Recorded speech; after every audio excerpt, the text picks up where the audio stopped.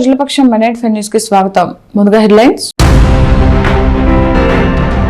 Madanapalle hotels, రెస్టారెంట్లపై ఆకస్మిక తనిఖీలు చేసిన జిల్లా ఆహార భద్రతా శాఖ అధికారులు. నిమ్మలపల్లి నేల మల్లేశ్వర స్వామి ఆలయంలో వరుణయాగం నిర్వహించిన వేద పండితులు. కూటమి ప్రభుత్వంలో సూపర్ 6 పథకాలు సూపర్ హిట్ అయ్యాయి. ఇంటింటా తెలుగుదేశం కార్యక్రమంలో స్పష్టం చేసిన ఎమ్మెల్యే.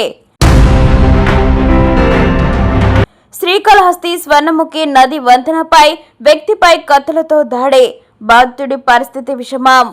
డీటెయిల్స్ చూస్తే జాప్యం లేకుండా పీజీఆర్ఎస్ సమస్యలను నాణ్యత ప్రామాణికంగా అర్జీదారుడు సంతృప్తి చెందేలా త్వరితగతిన పరిష్కరించాలని ఇన్ఛార్జ్ జిల్లా కలెక్టర్ శివనారాయణ శర్మ అధికారులను ఆదేశించారు. సోమవారం కలెక్టరేట్లోని పీజీఆర్ఎస్ హాల్ నందు ప్రజా సమస్యల పరిష్కార వేదిక కార్యక్రమం జరిగింది.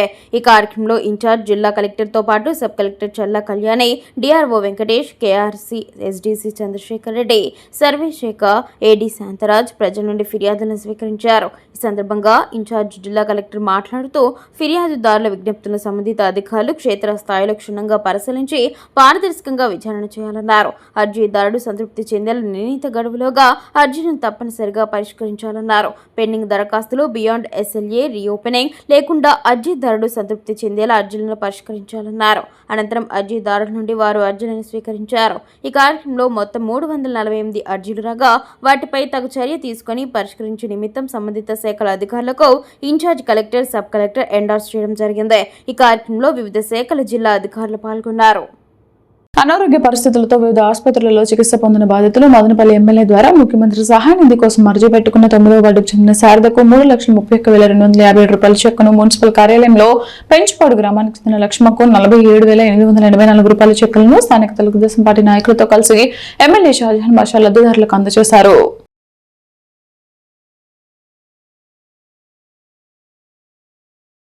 శారదా గారికి 3,31,257 రూపాయల చెక్కు ఈరోజు వార్డులో ప్రజల సమక్షంలో, నాయకుల సమక్షంలో వీళ్ళకి ఇవ్వడం జరుగుతున్నది.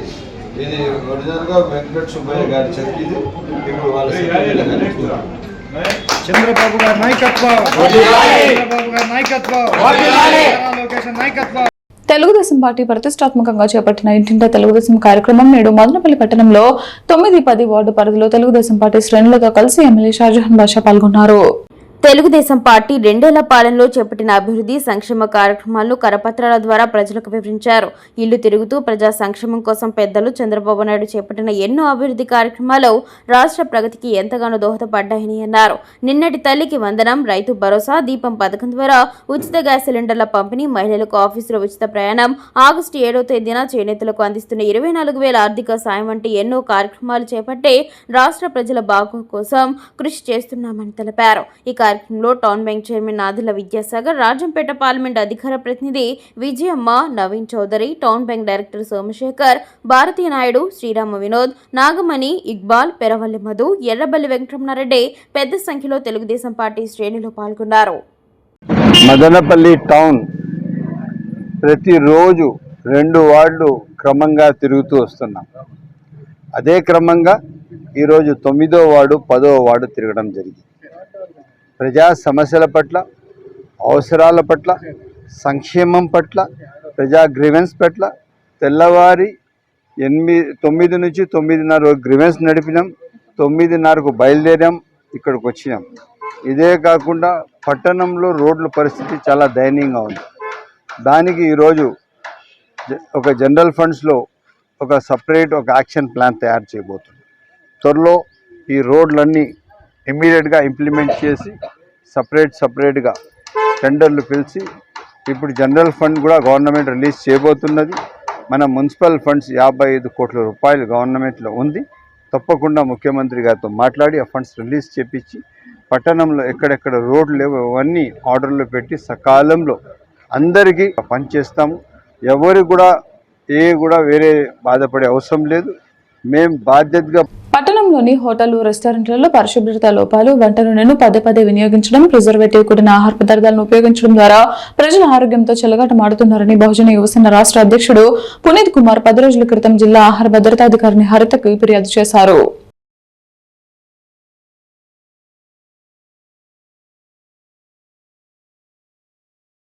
మండల కేంద్రంలోని నిమ్మనపల్లి బస్టాండ్ కూడలిలో ఘనంగా కొనిదెల లోకేష్ జన్మదిన వేడుకలను ఘనంగా నిర్వహించారు. తెలుగుదేశం పార్టీ బలోపేతానికి ఎన్ఆర్ఐ తానా జాయింట్ సెక్రటరీ కొనిదెల లోకేష్ కృషి చేశారని వారు అన్నారు.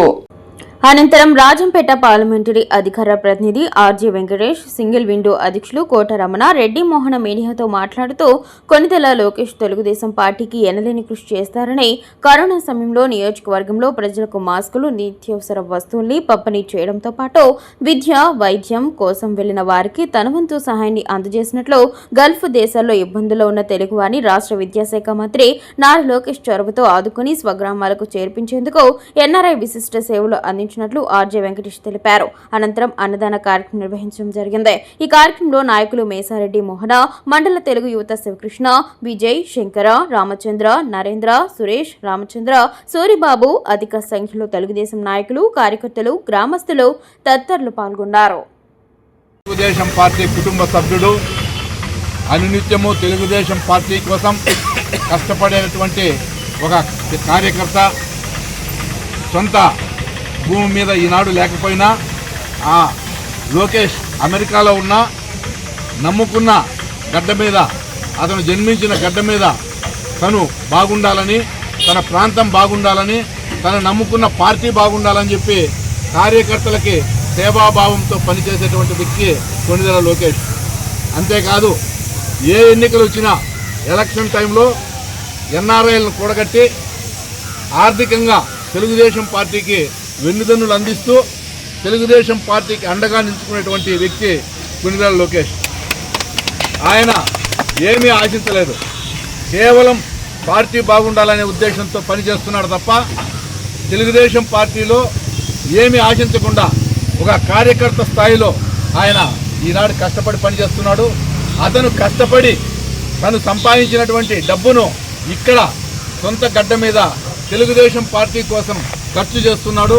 సేవాభావంతో లోకేష్ గారికి జన్మదిన శుభాకాంక్షలు తెలుపుకుంటూ ఆయన ఎన్నో సేవల్లో పాల్గొని తెలుగుదేశం పార్టీని ఎన్నో విధాలుగా ముందుకు తీసుకెళ్తూ ప్రజలకందరికీ నేనున్నాను అని చెప్పి ముందుకు వస్తున్న లోకేష్ గారికి జన్మదిన శుభాకాంక్షలు. ఆ దేవదేవుడు వెంకటరామ స్వామి ఆశీస్సులు ఎప్పుడూ ఉండాలని, నూరేళ్ళు చల్లగా ఉండాలని కోరుకుంటున్నాను. మన కొనిదెల లోకేష్ నాయుడు గారికి జన్మదిన శుభాకాంక్షలు తెలుపుతూ ఆయన మరెన్నో సేవా కార్యక్రమాల్లో అందరికీ ముందుండి ప్రజా సేవకు తన వంతు ఎంతో సహాయం చేస్తున్నారు. ఇంకా మరెన్నో చేయాలని మనస్ఫూర్తి కోరుకుంటూ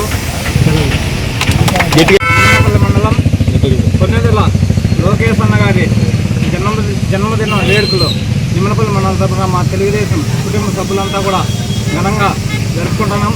అదేవిధంగా ఆ వెంకటరామ స్వామి ఎల్లవేళ కొనిదెల లోకేష్ అన్న గారిని జీవించాలని మా మండల తరఫున కూడా మేమంతా కోరుకుంటున్నాం. అదేవిధంగా ఇంకా ఎన్నో పుట్టినరోజులు జరుపుకోవాలని ఆ వెంకటరామ స్వామిని ఏడుకుంటూ మా నిమ్మనపల్లి మండలం తరఫున అన్న చెప్పినట్టు ఎన్నో సేవలు అందిస్తున్నారు. కాబట్టి లోకేష్ అన్న ఇంతవరకు ఏం కూడా అన్న చెప్పినట్టు ఏం ఆశించలేదు. ప్రజలు మనకు బాగుండాలా, ప్రజలే మనకు ఇది మన పార్టీ ముఖ్యమని అన్న లోకేష్ అన్న గారు బాగా ప్రజలే పోతున్నారు. కాబట్టి అన్నకు కూడా మేము పుట్టినరోజు తెలుసుకుంటూ సెలవు తీసుకుంటాం. వర్షం కోసం నిమ్మనపల్లి మండలం తవలం పంచాయతీలో వెలిసిన నేలమల్లేశ్వర స్వామి ఆలయంలో నేడు వరుణయాగం నిర్వహించారు. వర్షాభావ పరిస్థితులతో సాగునీరు కొరత ఏర్పడిన నేపథ్యంలో వరుణదేవుని కరుణించమని కోరుతూ వరుణయాగం నిర్వహించినట్లు తెలిపారు. వరుణదేవుడు కనికరం చూపాలని, చెరువులు, కుంటలు నిండి పంటలు సకాలంలో బాగా పండాలని సంకల్పంతో తలపెట్టిన వరుణయాగం సోమవారం మండలంలోని అటవీ ప్రాంతంలో వెలిసిన శ్రీ నేలమల్లేశ్వర స్వామి ఆలయంలో దేవాదాయ శాఖ ఉన్నతాధికారులు హోమాలు, శతకటాభిషేకం ఘనంగా నిర్వహించారు. లోక కళ్యాణార్థం ప్రజలు సుభిక్షంగా ఉండాలన్నారు. ఈ కార్యక్రమంలో ఈవో మంజుల, అర్చకులు శంకర్ స్వామి, లక్ష్మణ స్వామి, శివస్వామి, పెద్దలు చంద్రరెడ్డి, భక్తాదులు, గ్రామస్తులు తదితరులు పాల్గొన్నారు. నేలమల్లేశ్వర స్వామి అన్నమయ్య జిల్లా నిమ్మనపల్లి మండలం తవలం గ్రామంలో స్వయంగా వేంచేసినటువంటి శ్రీ కామేశ్వరి సమేత నేలమల్లేశ్వర స్వామి దేవస్థానం నందు ఈరోజు దేవాదాయ శాఖ ఉన్నతాధికారుల ఆదేశాల మేరకు రాష్ట్రంలో వర్షాలు సమృద్ధిగా కురిసి పాడి పంటలతో ప్రజలందరూ సుభిక్షంగా ఉండాలనే ఉద్దేశంతో ఉన్నతాధికారుల యొక్క ఆదేశాల మేరకు ఈరోజు శ్రీ నేలమల్లేశ్వర స్వామి వారి దేవస్థానం నందు అర్చక స్వాముల ఆధ్వర్యంలో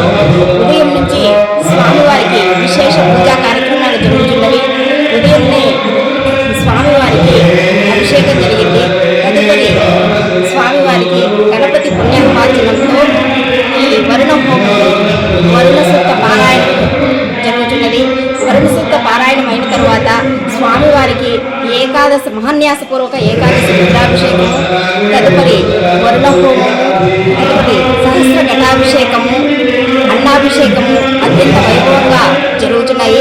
ఇక్కడికి భక్తులందరూ కూడా విచ్చేసి ఈ కార్యక్రమాలను వీక్షిస్తున్నారు. వీరందరికీ కూడా చిన్నరెడ్డి మరియు చంద్రారెడ్డి వారి ఆధ్వర్యంలో భక్తులందరికీ కూడా ఉచితంగా అన్నప్రసాద వితరణ చేయబడుతుంది. ఈ కార్యక్రమానికి విచ్చేసిన భక్తులందరికీ స్వామివారి అనుగ్రహం కలగాలని కోరుకుంటూ సెలవు తీసుకుంటున్నాను.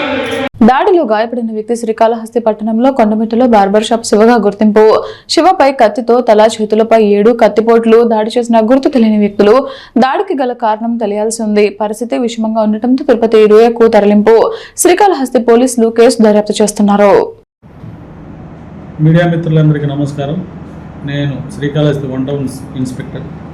ఈరోజు అనగా 2/8/2026 తేదీ సుమారు 7:30 గంటలప్పుడు మన స్వర్ణముఖి రివర్ కట్టపైన పిఆర్ గెస్ట్ హౌస్ దగ్గర గుర్తు తెలియని వ్యక్తులు ఒక వ్యక్తి మీద అటాక్ చేశారు కత్తితో అనే సమాచారంతో అడ్డుగా పోతున్న మా ఎస్ఐ గారు అక్కడికి పోవడం జరిగింది. వెంటనే మా ఎస్ఐ గారు పోయే టైంకి 3 వ్యక్తులు ఎస్ఐ గారు అక్కడికి రీచ్ అయ్యే టైంకే పారిపోయినారు.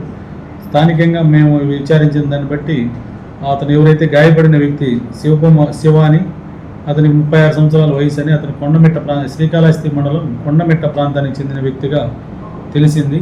అయితే ఇతను టౌన్లో ఫైనాన్స్ వ్యాపారం చేస్తూ కొంతమంది దగ్గర బైకులు అయ్యి కుదవపెట్టుకుంటూ ఉన్నాడని తెలిసింది.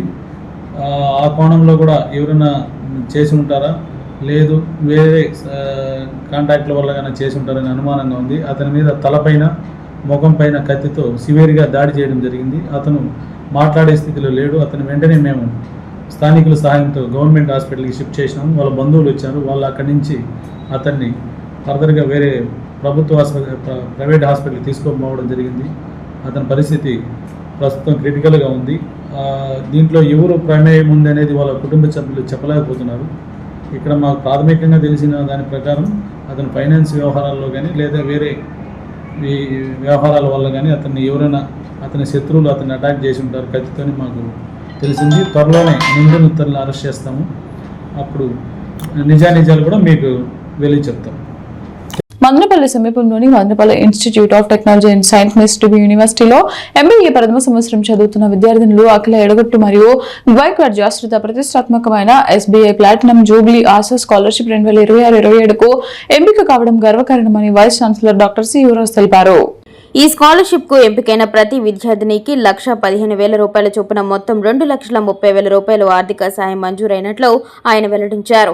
భారతీయ స్టేట్ బ్యాంక్ కార్పొరేట్ సామాజిక బాధ్యత విభాగమైన ఎస్బీఐ ఫౌండేషన్ అందిస్తున్న ఈ ప్రతిష్టాత్మక స్కాలర్షిప్ కార్యక్రమం ఆర్థికంగా వెనుకబడిన కుటుంబాలకు చెందిన ప్రతిభావంతులైన విద్యార్థులకు ఆర్థిక ఇబ్బందులు లేకుండా ఉన్నత విద్యను కొనసాగించే అవకాశాన్ని కల్పించడమే లక్ష్యంగా నిర్వహించబడుతుందని తెలిపారు. గత విద్యార్హతల్లో ప్రతిభ కనబరిచిన విద్యార్థులను ప్రోత్సహిస్తూ ప్రతి సంవత్సరం ఈ స్కాలర్షిప్ ను అందజేస్తున్నామన్నారు. స్కాలర్షిప్ కు ఎంపికైన విద్యార్థినులు మిట్స్ డీమ్డ్ ట్యూబ్ యూనివర్సిటీ వ్యవస్థాపకులు మరియు chancellor doctor N Vijayabhaskar Chowdary, pro chancellor N Dwarakanath, executive director Keerthinathalla, vice chancellor doctor C Yuvaraj, senior manager doctor Adhar Sameena, dean management studies doctor Bhanusri Reddy మరియు అధ్యాపకులు అభినందనలు తెలియజేశారు. అనుక్షణం ప్రజల పక్షం న్యూస్ ఇంతటితో సమాప్తం. తిరిగి రేపటి బులెటిన్లో మళ్ళీ కలుద్దాం. అంతవరకు సెలవు. నమస్కారం.